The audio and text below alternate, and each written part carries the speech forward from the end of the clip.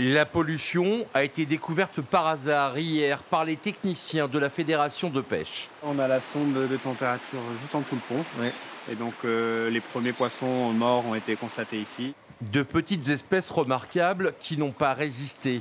Une mortalité qui s'étend sur plus de 6 km. Les techniciens ont cherché la source de la pollution.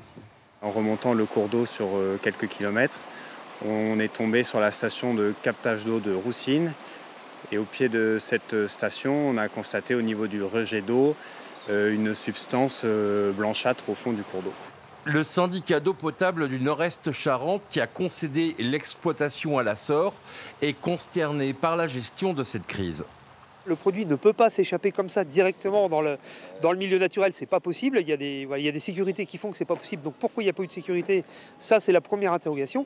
Et la deuxième, c'est quand le technicien s'aperçoit qu'il y a du produit qui est parti, en urgence, il y a un plan, un protocole à mettre en place pour appeler aussitôt les pompiers, pour appeler le maître d'ouvrage qui est le syndicat, et puis pour qu'on mette en œuvre tout ce qui est possible de mettre en œuvre pour éviter la propagation du produit. Pour la Fédération de pêche qui a investi du temps et de l'argent pour l'entretien des cours d'eau, le milieu aquatique en Charente est régulièrement en danger. Depuis 2 ans et demi, 3 ans, on en est à la 5e pollution ou dégradation majeure des milieux aquatiques en Charente. C'est une accélération absolument effarante des atteintes aux milieux aquatiques.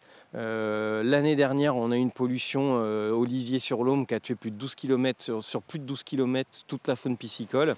Une enquête est en cours pour rechercher les responsabilités dans le cadre de cette pollution.